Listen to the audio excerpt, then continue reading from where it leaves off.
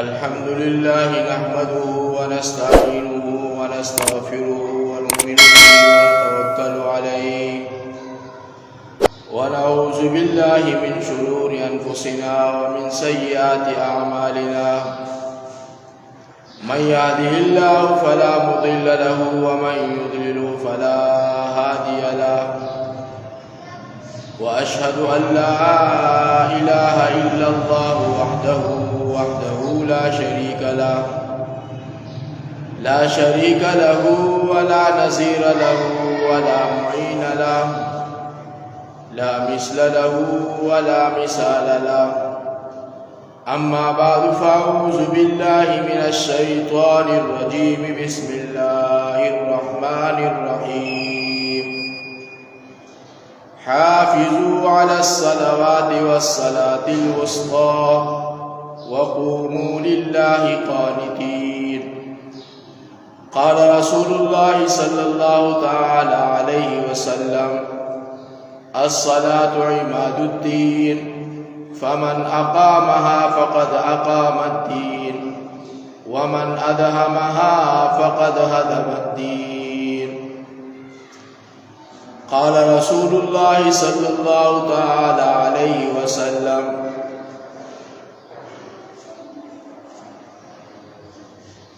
अव्वल मा युहासबु बिहिल अब्दु यौमल क़ियामति अस्सलाह आमन्तु बिल्लाहि सदक़ल्लाहु मौलानल अज़ीम व सदक़ रसूलुहुन नबियुल करीम व नहनु अला ज़ालिका लमिनश शाहिदीन वश्शाकिरीन वल्हम्दुलिल्लाहि रब्बिल आलमीन इन्नल्लाह व मलाइकतहु युसल्लूना अलन नबी या अय्युहल्लज़ीना आमनू सल्लु अलैहि व सल्लिमू तस्लीमा अल्लाहुम्मा सल्लि अला मुहम्मदिन व अला आलि मुहम्मद कमा सल्लैता अला इब्राहीम व अला आलि इब्राहीम इन्नका हमीदुम मजीद अल्लाहुम्मा बारिक अला मुहम्मदिन व अला आलि मुहम्मद कमा बारकता अला इब्राहीम व अला आलि इब्राहीम इन्नका हमीदुम मजीद। इंतहाई वाजिबुल एहतराम दरनो कदरदानो मशरा सूरी किताब के अल्लाह रब्बुल इज़्ज़त तकरीबन 200 ज़ैनों के नमाज़ ज़िक्र फरमाई लगी पर तमाम इबादतों की अल्लाह पनीज़ बादे बेहतरीन और मकबूल हुक्म चिकम दे हगद नमाज़ दे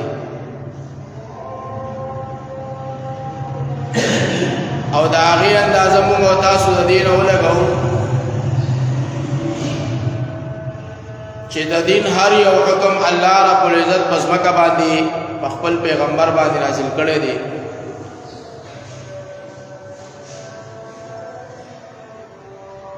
कम यौ हुक्म चिब अल्लाह रब्बुल इज़्ज़त ज़रूरी गणो और अगबई नाजिल दो हुक्म भाई कौन उसमा की तबाई की कम दे खपल महबूब तरावले गो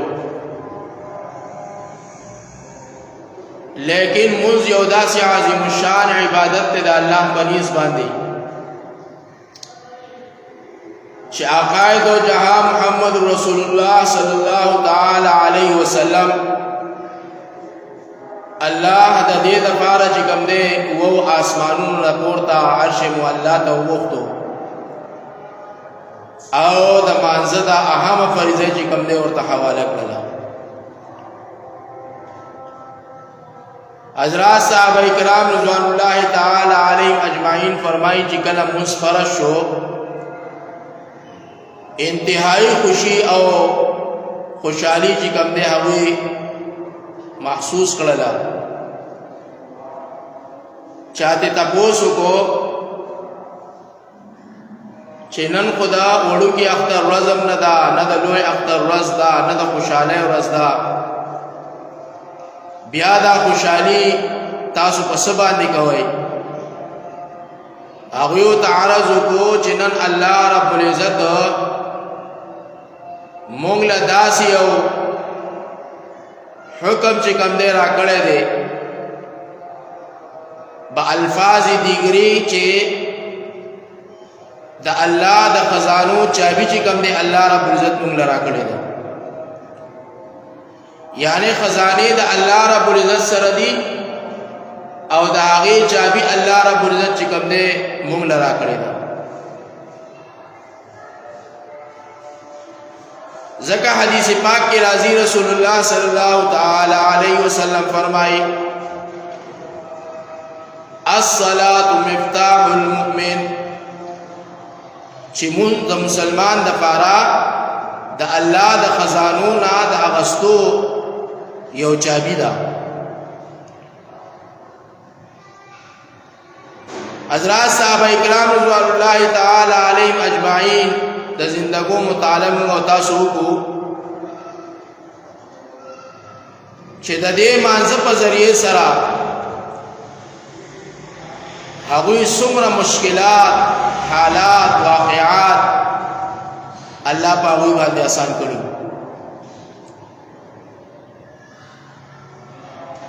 مړې سوالای به چې کوم دې جام دې غړې وي، مړه بچي به چې کوم دې را پاسولیو، باغونه په سیراب کړیو، د زمکونه په چشمه چې کوم دې را وباسلې وي. ابن عباس رضی اللہ تعالی عنہ فرمایي چې په یو سفر باندې روان وم، ما ته د خپل ورور د انتقال خبر میلاو شو. وای زما سره امریکا چې کوم مرګریو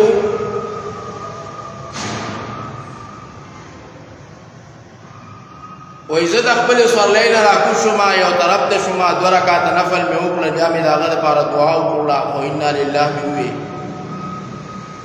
وی زما هغه مرګري ما ته وای چې دا تاسو عمل وکړو. ما ورته چې دا هغه عمل دی چې رسول الله صلی الله تعالی علیه وسلم ته ودل دي.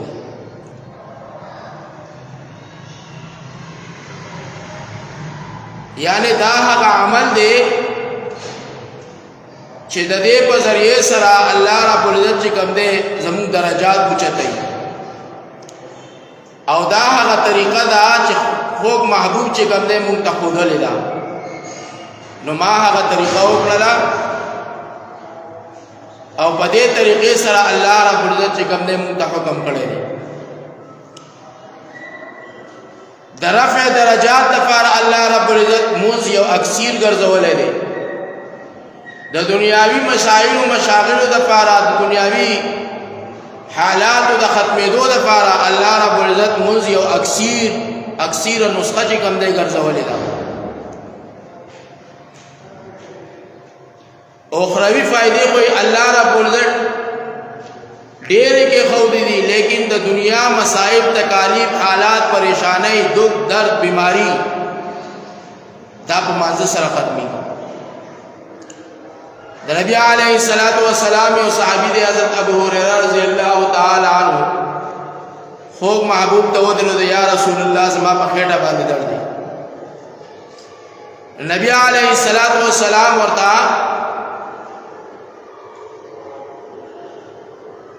سبل نسخه نه خودلا چې ته پلانې ونی لاړ شالتا بتا ته دې میوه میلاو شي او پر خېټه دړ به صحیح شي. پلانې حکیم لاړ شاه هغه ته وایا دوا بدل درکې هغه به وخوري خېټه دړ به صحیح شي. بلکې نبی علیه الصلاۃ والسلام ته ارشاد فرمایله چې ودرېګا 2 رکعات منځ کا د الله نو غواړه، الله به خېټه دړ چې کوم دی هغه خکی. ابو هريره رضی الله تعالی عنہ فرمایي چې زه ودرېدم، ما 2 رکعات وکړل، الله نه سوال وکړ، الله زما د خېټه هغه دړ چې کوم دی هغه ختم.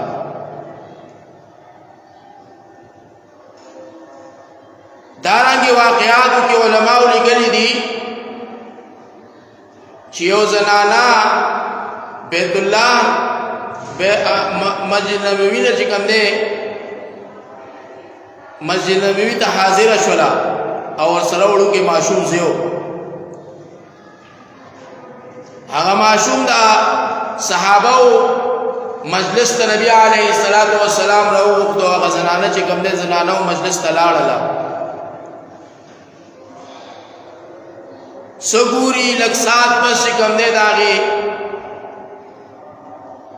زنانه هغه زوی چې کوم دی هغه مړ شو، نو مسلمه وه.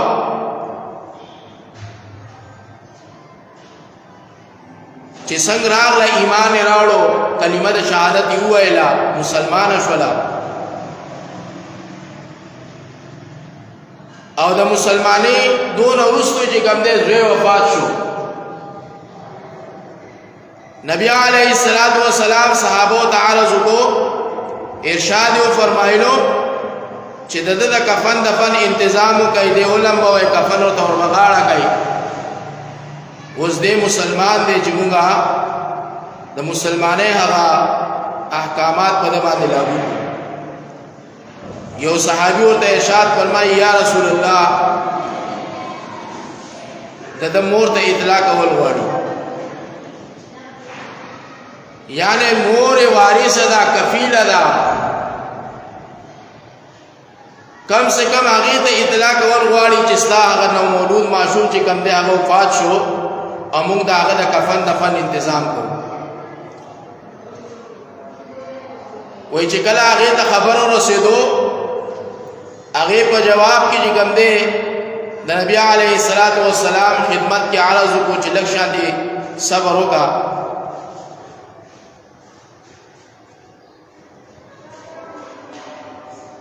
وی ودرې دا 2 رکعات نفل وکړل، الله ته لاس اوچت کو، اے باری تعالی تا ته معلومه ده چې ما صرف او صرف پتا باندې ایمان راوړی دی، زما زوی پتا باندې ایمان راوړی دی، ستا په محبوب باندې ایمان راوړی دی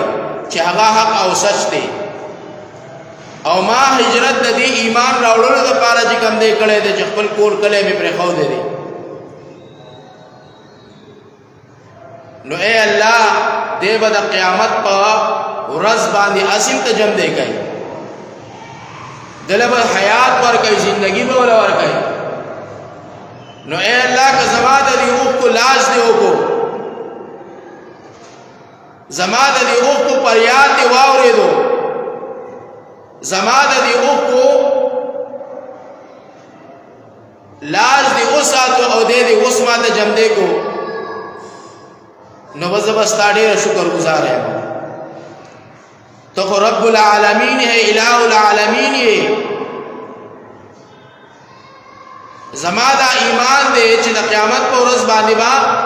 ته ټول انسانان جمع دي کوي، او زما دا زوی به را ودرې جمع دی کوي بھائی. نو یا الله که اوس ته جمع دی کو، دا په ما باندې ډېر لوی احسان. وایي چې کله هغې دا دعا وکړله، الله ته د دې دا دعا او دا 2 رکعات نفل دومره مؤثر ثابت شو، الله ته دومره خوښ وګرځېدل چې الله رب العزت د هغې زنانه زوی له چې کوم دی نوې حیات او نوې زندګي ورکړه. نو په دنیاوي حالاتو کې هم دا مونځ یو اکثیر العمل دی. او نن موږ او تاسو بې ځکه نه پوهېږو چې زموږ او ستاسو تعلق د الله سره نه دی، کمزور تعلق دی. حضرات صحابه اکرام رضوان الله تعالی علیهم اجمعین فرمایي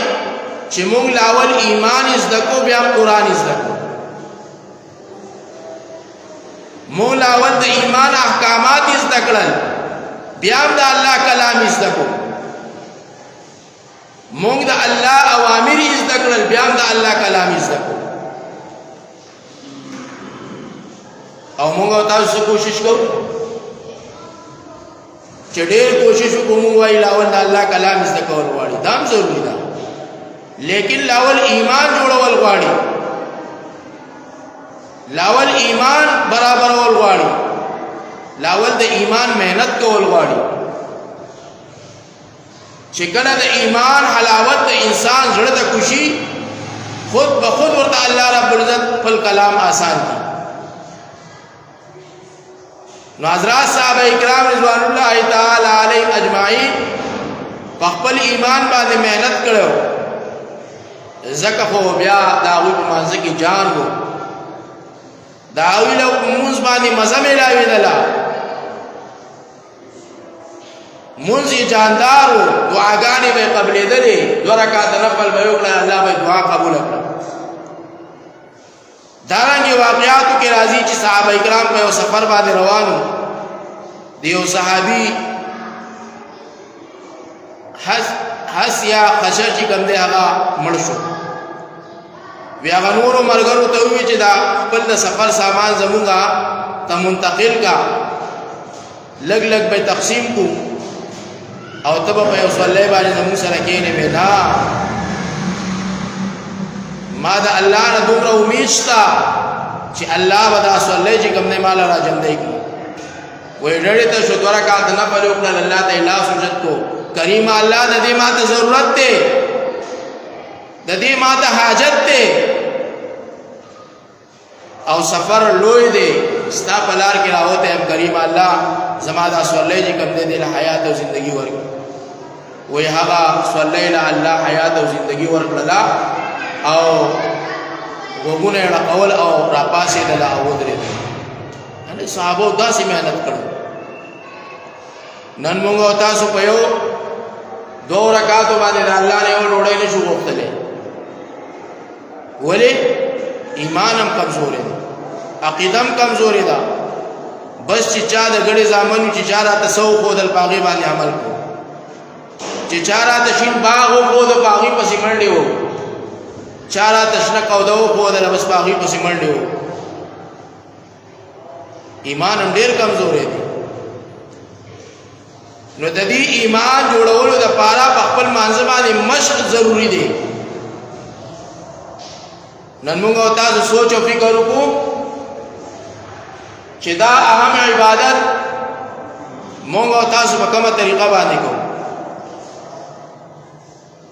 ما مخکې ما رس کړو سوجو کې چې یو موس کول دي یو موس ادا کول دي او یو د مانزه اهتمام کول په آسانو الفاظو باندې وداسي و ما چې یو په مانزه باندې ځان خلاصول دی یو د مانزه نه ځان خلاصول په مانزه باندې ځان خلاصول داسې دي لکه صحابه چې ځان خلاصو چې سم مشکل براغله 2 رکعات نفل به وکړه الله به هغه حاجت پوره کو مشکل به آسان شو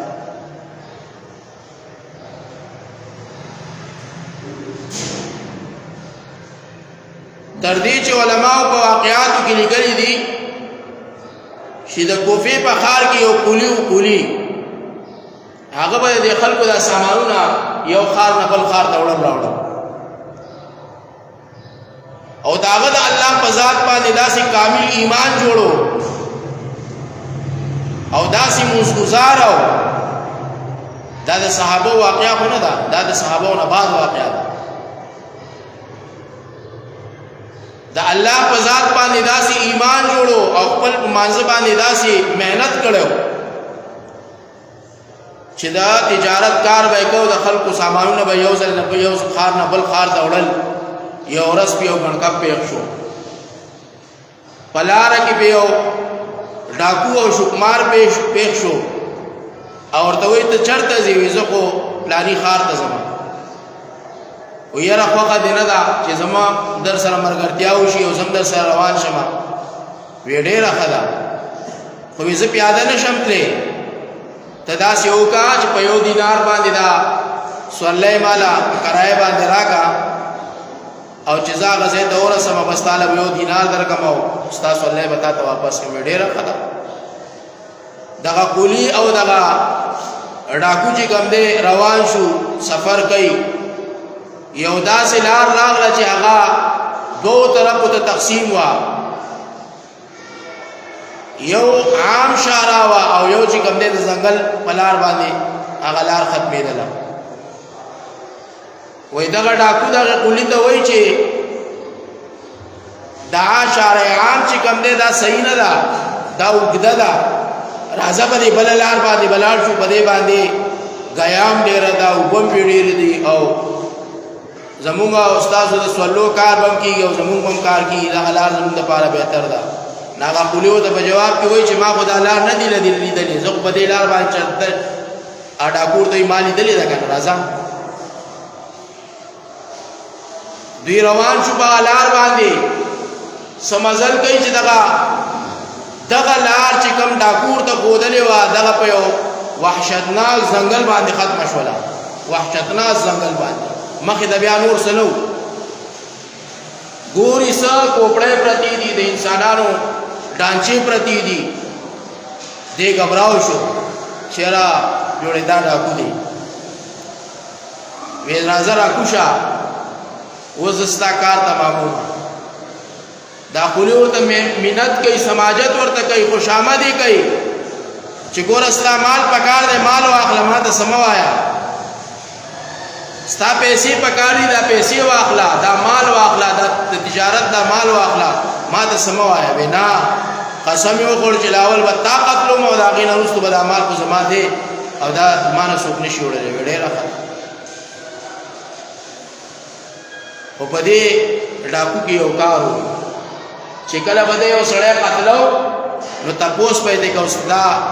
اخیری خواهش څه دی د دې قولینه تاسو کو چې ستا اخیری خواهش څه دی دی ورته زما اخیری دا خواهش دی چې زه او دوه رکعات نفل وکم میرا کوچا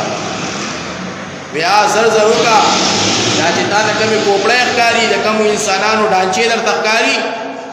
دیم دا اخیری خواهش ظاهر کړو لیکن دیولا سنف ورنکړلا او زما د قهر او د عذاب نه اخلاص نکړل تم او کزتم د خپل ازمیو په فرمایي چې هغه قولی ودرې الله اکبر یو سبحانك اللهم یو الحمد شریف یو او دلته دا ظالم ولار د تقاضا کوي چې سر سلام وګرځو چې سر در نووم قتل نکما نو په داسې حالت کې بیا انسان د تردد شکار شي خوف په تاریوي ير په تاریوي چې ظالم ورته ولار دی ظلم تقاضا کوي نو بیا غا شته مسله چې کوم دې سړی ورانی وې دې کولی چې سوره فاتحه ویلا وې بیا د سوره فاتحه نه وروسته چې کوم دې د نار سیر شو چې خدای پاک اوس په کې څه هوا ځکه ظالم ولار تقاضا کوي او مرګ ورته مخې ته ولار دی د قتل خوف دی وینا کہانی ادب په زبان باندې الله رب العزت دا آیت جاری کو اما یجیب المضطر اذا دعا بار بار شروع کو اما یجیب المضطر اذا دعا اما یجیب المضطر اذا دعا فرمایي چې دا آیات د یو سو پیری وي ناګهانی او پړښو او دغه ظالم نه چې کوم دې سروال وته او هغه ظالم په خپل ځای باندې کوم دې الله رب العزت ختم کو او یو شغله د ور چې کوم دې دا غزې نه وختلا یعنی د لاش پته مونږ لګي دا ظالم وې دې په سجده کې پریوتو دا قولی دا الله شکر ادا کو او بیا په هغه سوار پسې ورمنډ کړلا او دا لمن نه راونی سو چې دا الله بندا لک شان دې را تخبل ځانو خیا هوا را ته کم ځای نه راغلی او دا ظالم دې ولې قتل کو هغه ورته په جواب کې وایي چې اما یجیب المضطر اذا دعا دې غلام يم د دې آیت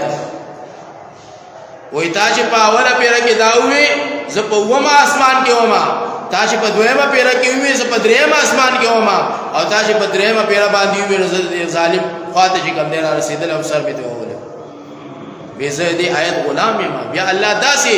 د انسانانو مشکلات چې کوم نه حل کوي زما عزتمند په موږ باندې مهنت پکار دي ځکه قران کریم کې الله فرمایي حافظوا على الصلوات والصلاه الوسطى تمام مفسرین د دې آیت ترجمه دا کوي چې د دینه د مازیګر موز مراد دی مازیګر موز د الله په نسبت باندې ډېر برکتی موز دی او ځکه برکتی دی نبی علیه الصلاۃ والسلام فرمایي چې په دې وخت باندې فرشتو ډیوټي الله بدلي ورځي والا فرشتي زی او شپې والا فرشتي راځي نو کومه او تاسو دا غواړو چې زموږ په موږ کې جان پیدا شي جاندار شي زموږ او تاسو مشکلات دنیاوی الله آسان کی نو په مانځه باندې مشق پکار دی. یعنی کم سے کم په 2 رکعاتو باندې دومره وخت اغستل پکار دی، په اطمینان سره، په سکون سره، په راحت سره، په اخلاص سره چې کوم دی 2 رکعات داسې وکړی شي چې د زړه مطمئن شي چې او مامونځ وکړو، د زړه ته اطمینان ورسي چې او مامونځ وکړو،